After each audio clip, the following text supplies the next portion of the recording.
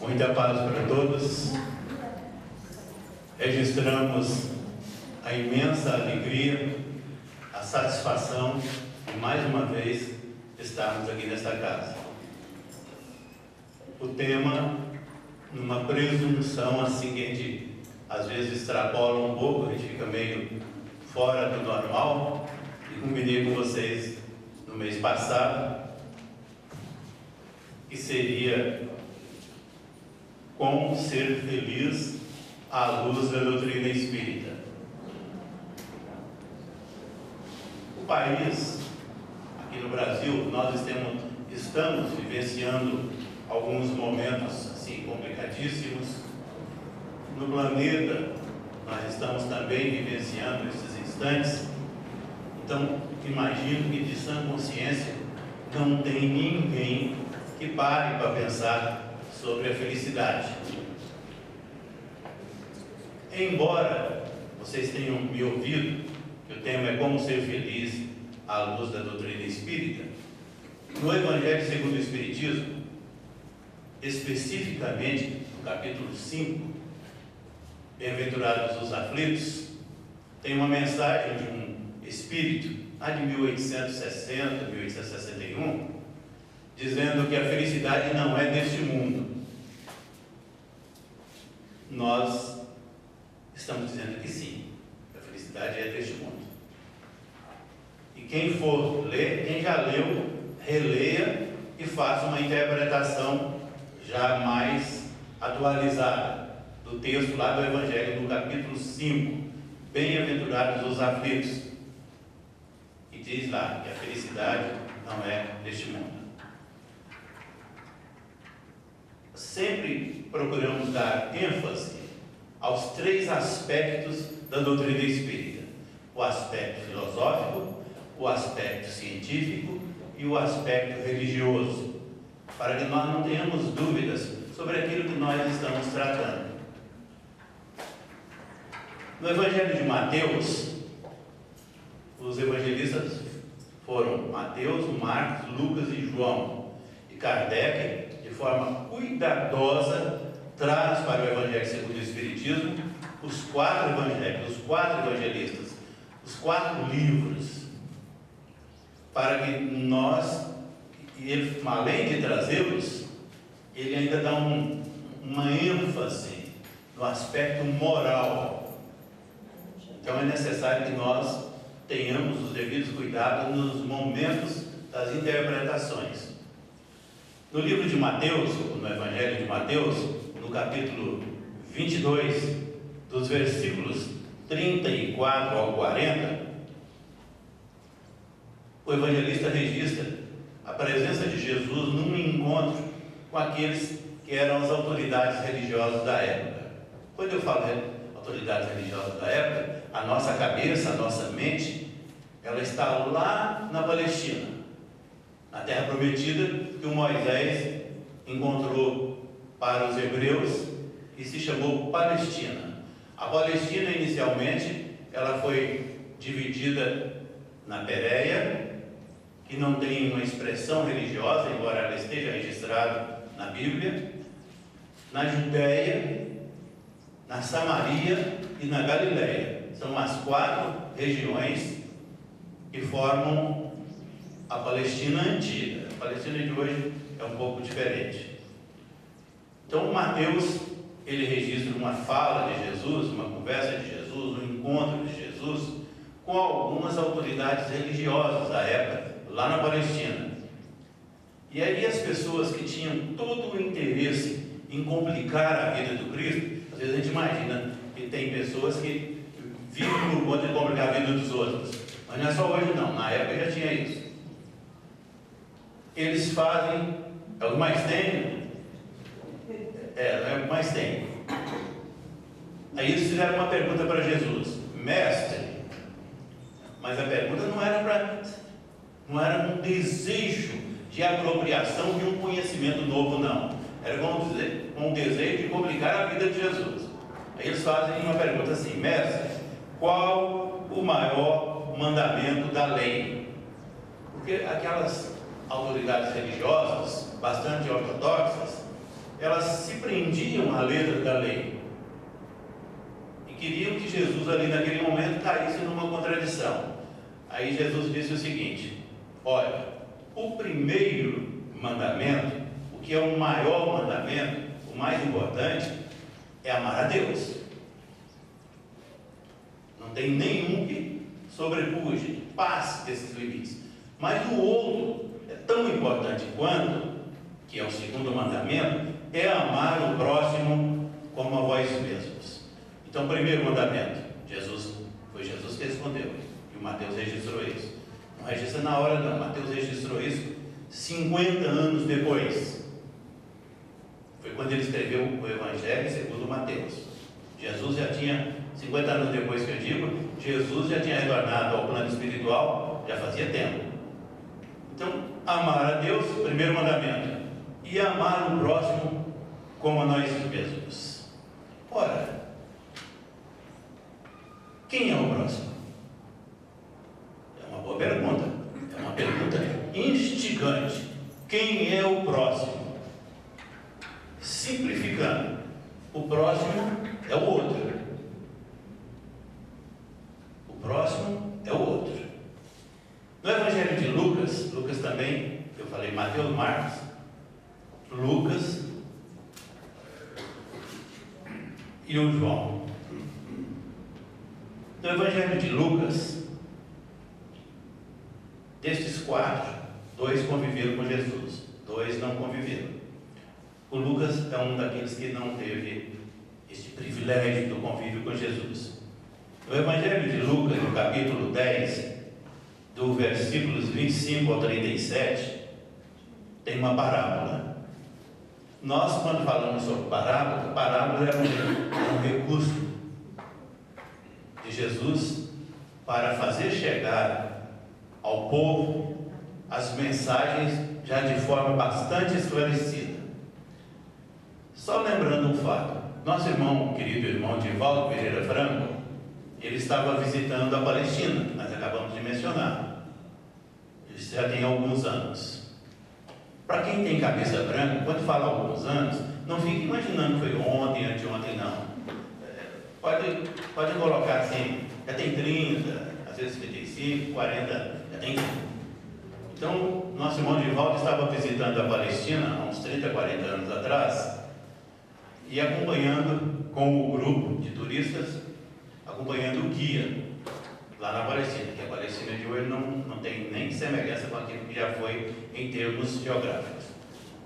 E aí o guia, entusiasmado com o grupo de brasileiros, mostrando as coisas e esclarecendo, e chegou num determinado local, assim, de visão ampla, aí tinha um monte de construção velha lá. Aí ele, de forma bem enfática, disse assim: olha pessoal, aquilo ali que vocês estão vendo é o que sobrou da hospedagem, daquela hospedaria que o samaritano foi lá e recolheu a pessoa ferida na estrada. Aí a Joana de Ângeles chegou no ouvido do Divaldo e disse para ele o seguinte: você vai deixar desse jeito? Você vai ficar calado? Você não vai falar nada? Porque ela queria que o Divaldo, naquele momento, para os turistas, explicasse que quando Jesus falou por parábolas, Jesus não estava falando sobre uma realidade, mas ele estava utilizando um recurso didático. Então, aquela hospedagem, ela nunca existiu, mas o turista queria ver alguma coisa, e o guia foi lá mostrar. Então, a parábola do samaritano consta que um homem estava descendo de Jerusalém, porque lá Jerusalém ainda hoje fica mais no alto, e a divisão prevalecia, aquela divisão que eu acabei de falar para vocês. Estava se transferindo de Jerusalém para Jericó, e no caminho ele foi assaltado. Ele caiu numa armadilha e foi assaltado.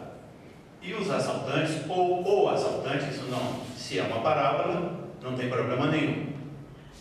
acabou maltratando muito aquele viajante, maltratando fisicamente, ferindo, deixando jogado lá na estrada e levando o seu patrimônio todo. Ele ficou abandonado para morrer, sangrando. Aí Jesus dá ênfase que logo após o assalto, quando aquele viajou, ficou jogado lá pela estrada, apareceu um sacerdote, cujo sacerdote, quando verificou que estava próximo, obrigado, e verificou a quantidade de feridos e o estado do assaltado, da vítima, ele passou ao lado, ou seja, ele não encostou, ele prosseguiu na sua caminhada e foi embora, largou o ferido lá, jogado na estrada. Aí Jesus diz o seguinte, que logo após a passagem do sacerdote, veio um levita. Levita era alguém descendente, vinculado às lições do Levi, e desses que nós mencionamos agora mesmo, que queria sempre bater de frente com as lições de Jesus. E o levita, da mesma maneira, quando ele verificou que era uma pessoa que tinha sido assaltada, ele, provavelmente ele deve ter imaginado assim, eu encosto aí para socorrer e posso até mesmo ser assaltado da mesma forma. Passou ao lado, foi embora, deixou o ferido lá. Aí Jesus continua que logo a seguir veio um samaritano. Samaritano era alguém, nessas regiões todas que eu falei na Samaria. Samaritano era alguém descendente, originário lá dessa região chamada Samaria. E os samaritanos, eles não combinavam nem com os habitantes da Judéia, nem com os habitantes da Pérea, eles tinham dificuldades. Aí o samaritano, quando viu aquela pessoa caída no meio da estrada, ensanguentada, foi lá, Jesus dá ênfase a esse aspecto, foi lá, pinçou as feridas do assaltado, da vítima, passou o remédio que ele tinha com ele, não contente, colocou na sua montaria aquele ferido e o levou para a próxima hospedagem. É a hospedagem que o Divaldo teve que ouvir a nossa irmã Joana Diante perguntando, você vai largar desse jeito? Para esclarecer, você não vai esclarecer ninguém? E levou para esta hospedaria, isso na parábola. E lá na hospedaria, além de falar com o dono da hospedagem sobre as despesas e combinar tudo que teria que ser feito, ainda deixou recursos sobrando e disse ainda para o dono da hospedaria, eu vou e na minha volta eu passo aqui, qualquer gasto que tiver, pode fazer, que eu vou cobrir. Isso salvando a vida do viajor que tinha sido assaltado. A nossa pergunta é, neste episódio da parábola samaritana, quem é o próximo? Dá para a gente pensar, quem é o próximo? O samaritano nunca tinha visto na vida aquela pessoa que estava ali ferida no meio da estrada, não tinha nenhum grau de parentesco e nem identificou e provavelmente nem tem perguntado o seu nome, mas o samaritano não pensou duas vezes, foi lá, socorreu, levou o ferido para aquela hospedaria e o tratou para que ele se recuperasse. Então nós estamos perguntando, quem é o próximo? No primeiro momento, quando Jesus fala que o primeiro mandamento é amar a Deus e o segundo mandamento é amar o próximo como a si mesmo, nós perguntamos para nós, quem é o próximo? E o próximo é o outro. O próximo é o outro. Então, aqui na parábola, quem é o próximo daquele samaritano? É o ferido, é o outro.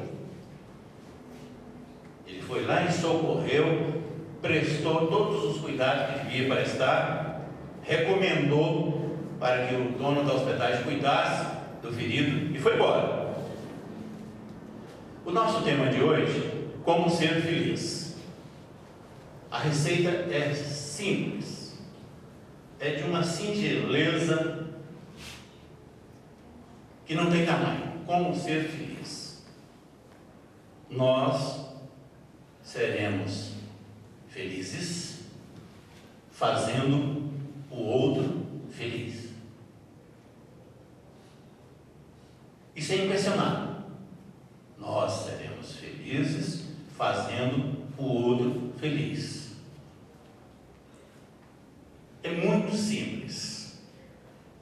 O grande problema é se temos que fazer o outro feliz, nós temos que identificar o outro. Identificar não é perguntar o nome, o número de identidade, é olhar o outro, é enxergar o outro.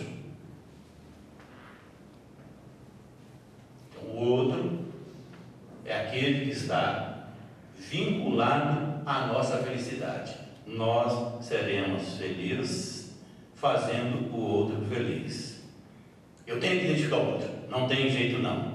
Eu tenho que enxergá-lo. E aí as coisas começam a complicar. Assim, mas identificar o outro, enxergá-lo, como é? Nós todos temos problemas. E um dos problemas que nós temos é o problema de visão. Nós temos problemas seríssimos para enxergar. Por quê? Porque nós só enxergamos o que queremos enxergar. Então, essa questão de identificar, de enxergar o outro, começa a complicar. Nós só enxergamos quem nós queremos enxergar. Então, nós carregamos conosco, todos nós, um problema de visão. Para enxergar, principalmente o outro. Nós vivemos num planeta que tem mais de 7 bilhões de almas encarnadas, como nós estamos encarnados. E a visão, a nossa visão, a partir de determinada distância, ou seja, quando nós vamos nos afastando um pouco, ela vai se diluindo. E aí, praticamente, nós ficamos cegos para aquilo que acontece ao nosso derredor. Ou seja, o problema de visão se agrava, a nossa visão se agrava. A partir de certa distância, o ser humano não enxerga o outro. Essa é uma análise interessantíssima. E nós não precisamos nem de ser rigorosos conosco. Basta darmos uma olhadela para o nosso pretérito. Nós deixamos de enxergar o outro. É claro que nós estamos com dificuldade ainda, porque não pensamos na identificação desse outro, mas não enxergamos não. Se nós não enxergamos, a identificação fica, sim, complicadíssima. Normalmente, nós outros temos mais facilidades para enxergar aqueles que estão conosco com laços consanguíneos, no máximo estou generalizando. Tem os casos que saem desta conta. Mas todos nós temos facilidade nos laços consanguíneos, porque o outro pressupõe isso. Aquele que está mais próximo, aquele que tem laços consanguíneos, é aquele que faz parte da família. E nós temos essa facilidade de identificá-los, de enxergá-los, no máximo até a terceira geração. Avô, pai e neto. Nós não temos muitas facilidades para identificarmos os irmãos do meu pai, os irmãos da minha mãe, ou seja, os tios, e hoje ainda muito mais do que alguns anos atrás. Eu sou de uma geração que essas coisas eram um pouco mais fáceis, mas mesmo assim ainda existiam essas dificuldades. Então, se nós estamos desejosos, nós queremos a felicidade, nós desejamos a felicidade, e para sermos felizes, nós precisamos fazer o outro feliz. Nós estamos neste momento tentando enxergar o outro. O outro é o meu parente, até essa terceira geração, e só e pronto, e acabou. Ou quem é este outro? Eu tenho um problema de visão e eu não consigo enxergá-lo com facilidade. Além do problema de visão, nós também não temos, neste aspecto que estamos discutindo, nós não temos uma boa memória. A nossa memória é muito falha neste aspecto. Nós, quando eu falo de memória aqui, para generalizar, imaginemos os nomes dos nossos interlocutores. Quantas e quantas vezes aqui no centro nós encontramos as pessoas que estão conosco no convívio e não lembramos do nome dela? Aí nós ficamos conversando, jogando em direta, para colher uma pontinha de nada de informação, para descobrirmos como é o nome da pessoa.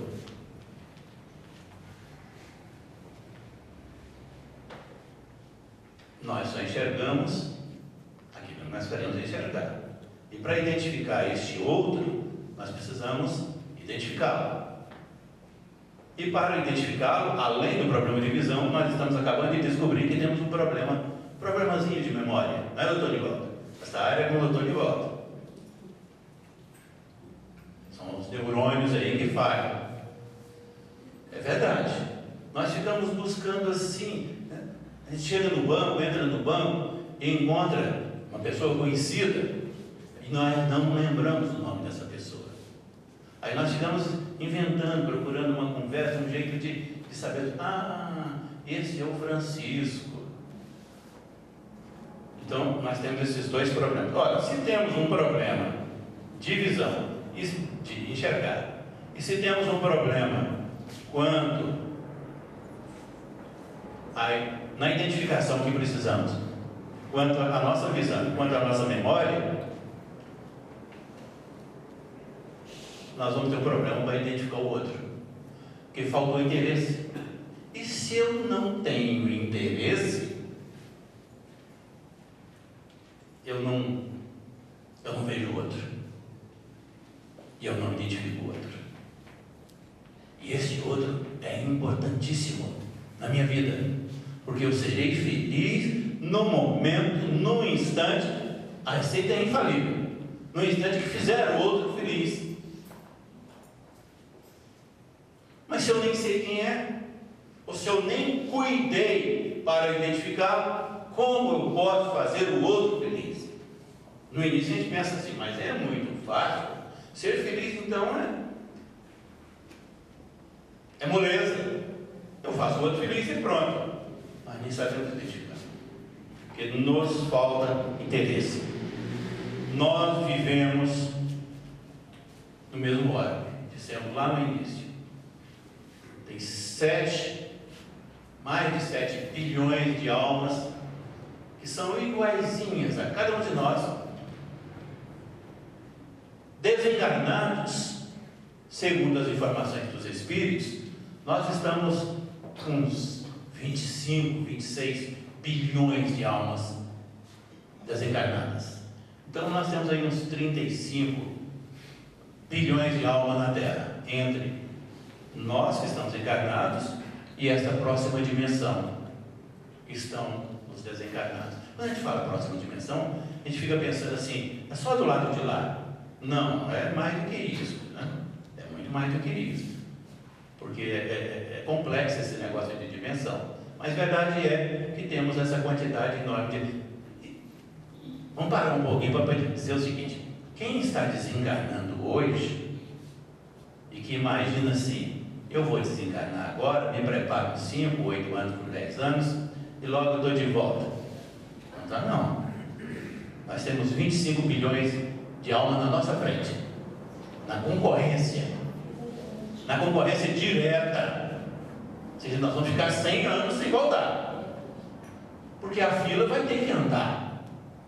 Claro que existem situações, generalizou, corre muitos riscos. Quando a gente generaliza, a gente corre muitos riscos.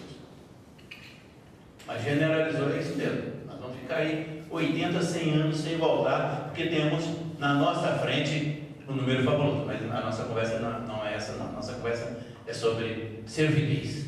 Então nós temos que fazer o outro feliz para sermos felizes. E nós vivemos no mesmo planeta. Nós vivemos sobre ou debaixo do mesmo sol. Respiramos o mesmo oxigênio, o mesmo ar. Alguns mais poluídos, outros menos poluídos. Mas estamos respirando esse oxigênio, ou seja, é a nossa vida que depende dele. Porém, nós ainda não temos facilidade para identificar o outro. Quem é o outro? Começamos a mexer na área da família, citamos rapidamente a terceira geração, mas os meus netos, que é da terceira geração, está incluído, eles não conhecem esse outro como os meus sobrinhos, que são filhos do meu irmão ou da minha irmã. São distantes. Eles não identificam. Eles têm essa dificuldade. Porque nós não cuidamos, nós não identificamos este interesse. E se nós não temos interesse, também não saberemos como fazer o outro feliz. Que nós não estamos vendo, nós não estamos enxergando o outro, e só seremos felizes quando isso é regra. É uma regra simples e fácil. Só seremos felizes fazendo o outro feliz. Não existe uma outra saída para isso, não. Mas o outro, na mensagem de Jesus, quando ele diz assim: o segundo mandamento é amar o próximo como a vós mesmos. Mas quem é o meu próximo? É o outro. Então nós estamos percebendo que o outro deve ser alguém muito amado por nós, diretamente amado por nós, porque como vamos fazer o outro feliz sem amor, sem amar? Mas nós ainda não conseguimos saber quem é este outro, porque temos vinculados à nossa experiência um monte, um punhado, numerosos irmãos idênticos a nós. Acabamos de citar isso. Só encarnados no planeta nós temos mais de 7 bilhões. Mas se fizermos, cada um fizer isso, e apanhar devagarzinho assim, esses que nós dominamos os nomes, que gostamos, que temos interesse, às vezes nós chegamos em 15, 18, 20, mas sem especificamente termos a condição de domínio. Mas ainda aí não temos como identificar quem é o meu outro ou quem é o meu próximo. O outro é o próximo. E Jesus, no segundo mandamento, ele diz isso. Nós temos que amar esse próximo como se nós estivéssemos nos amando. Então, aparentemente, como ser feliz acaba sendo uma receita muito fácil. Olha, nós seremos felizes fazendo o outro feliz. A grande dificuldade nossa está em chegar neste outro, em chegar no próximo, em identificar o próximo. E se nós fizermos isso, nós teremos facilidade de fazer este próximo, de fazer este outro feliz, desde que queiramos, desde que tenhamos interesse nisso. Se desejamos, todos nós desejamos esta felicidade, embora tenha um espírito que o próprio Evangelho diz que esta felicidade não é deste mundo, mas lá na própria lição, lá no capítulo 5 do Evangelho, Bem-aventurados os aflitos, ele diz assim: olha, assim como a riqueza não é deste mundo. Então já facilitou a nossa interpretação, não é? Porque nós temos um monte de gente ricas por aí, mas essa riqueza que estamos nos referindo, às vezes, equivocadamente, nós imaginamos a riqueza material, e na verdade não é. Nós ainda desejamos enormemente a felicidade, mas não temos ainda os cuidados necessários para fazer o próximo feliz, por esses motivos todos que nós estivemos aqui trocando essas ideias. Eu agradeço imensamente essa paciência de todos. Se alguém deseja perguntar alguma coisa, seja generoso. Posso perguntar? Pode, seja generoso. No começo você falou de Jesus, me veio uma pergunta: quem era o mentor de Jesus? Quando nós falamos sobre Jesus, nós temos que ter um cuidado enorme, porque às vezes a gente chama, eu mesmo hoje fiz isso aqui, o mestre, ao ser indagado, olha, os tratamentos que nós utilizamos para com Jesus são tratamentos humanos. É mestre, é chefe, e tem uma passagem no Evangelho que Jesus se refere a Deus dizendo assim: eu e o Pai somos um só. Olha que coisa interessante. Eu e o Pai somos um só. Para dizer o seguinte, que quando o planeta Terra ainda era uma fumaça, ou seja, era uma nebulosa que estava se deslocando para condensar em alguns milhões de anos e se tornar o planeta Terra, Jesus já era Jesus. Já era um espírito crístico. Já era um espírito que ele está tão distanciado de nós que agora mesmo nós falamos de dimensões. Então, eu tenho um corpo físico, vou morrer. Ou seja, esse corpo físico vai morrer. O espírito sobrevive e vai para outra dimensão, numa outra roupagem que nós espíritos chamamos de perispírito. Mas o que dificilmente nós espíritos, às vezes aqui estamos conversando, é que o perispírito também vai morrer. Porque ele é matéria, e o espírito não. E o espírito ou volta para a Terra, para essa dimensão, ou prossegue para uma outra dimensão mais elevada.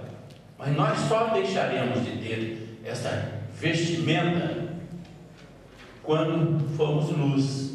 Jesus é luz. Então, se Jesus é luz, você perguntou? Quem era o mentor dele? Deus. Mas a evolução de Jesus é tão grande que ele não tem mais que morrer em corpo físico nenhum, porque ele é luz.